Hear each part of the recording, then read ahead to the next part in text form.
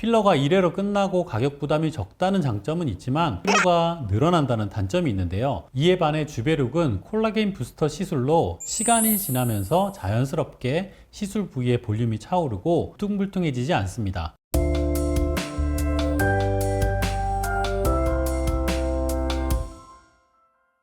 여러분 안녕하세요. 피부저정의 조시현 정세원 원장입니다. 원장님은 사람들이 거울을 봤을 때 내가 나이가 들어 보인다 하고 가장 크게 느끼는 것이 무엇인 것 같아요? 솔직히 주름이죠.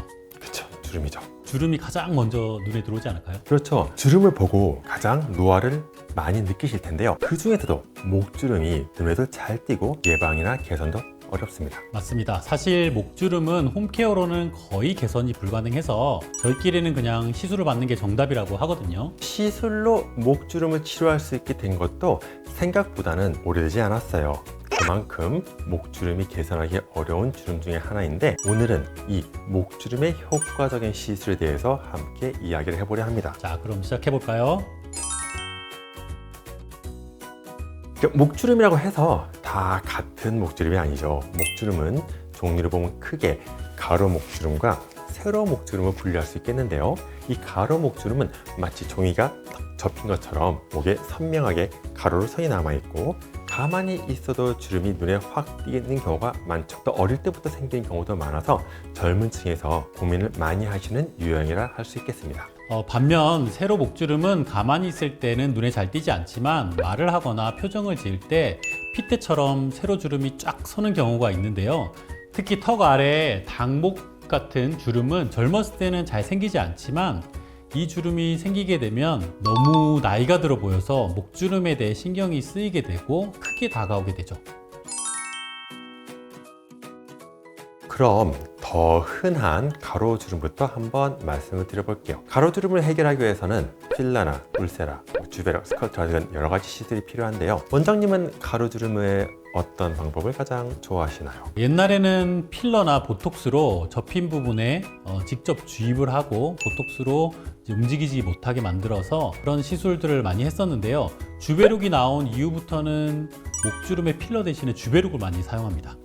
왜 그럴까요? 부작용 대비 효과 면에서 주베룩이 압도적이기 때문이죠. 필러가 1회로 끝나고 가격 부담이 적다는 장점은 있지만 울퉁불퉁해질 수가 있고 피부가 늘어난다는 단점이 있는데요. 이에 반해 주베룩은 콜라겐 부스터 시술로 시간이 지나면서 자연스럽게 시술 부위의 볼륨이 차오르고 시간이 흘러도 울퉁불퉁해지지 않습니다. 다만 3, 4회가량 시술이 필요하고 필러에 비해 상대적으로 가격 부담이 느껴질 수 있어서 시간과 비용 투자가 필요하지만 효과적인 목주름 개선을 위해서는 시술받을 가치가 있죠. 저는 가로주름과 세로주름 모두의 효과적인 울세라를 말씀드리지 않을 수가 없습니다. 목주름이 생기는 것도 결국에는 피부가 늘어나기 때문이 아니겠습니까? 가로주름은 늘어나면서 접힌 것이고 세로주름은 늘어났기 때문에 늘어진 거죠. 울세라는 피부를 쫙 붙여줌으로써 주름의 원인부터 개선시킬 수 있고, 특히나 세로주름에는 울세라가 어떻게 보면 최선의 선택이라고 할 수 있겠습니다. 이 이외에도 주름을 다리미로 펴준다고 우리가 말씀을 많이 드렸는데요. 써마지도 많이 도움이 되고, 또 리쥬란, 스컬트라,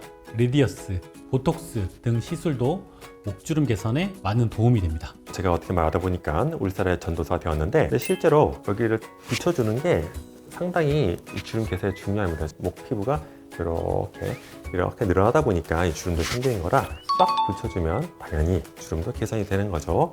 그런데 울세라는 아시다시피 콜라겐 합성을 유도해줘서 딱 붙여주는 시술이잖아요. 콜라겐 생성을 한 번 더 자극해줄 수 있는 주베룩을 같이 써주면 당연히 더 좋겠죠. 그래서 보통 목주름을 좀 많이 개선시키고 싶으신 분들은 울세라와 주베룩을 같이 하시는 것을 추천드리고 또 같이들 많이 하십니다.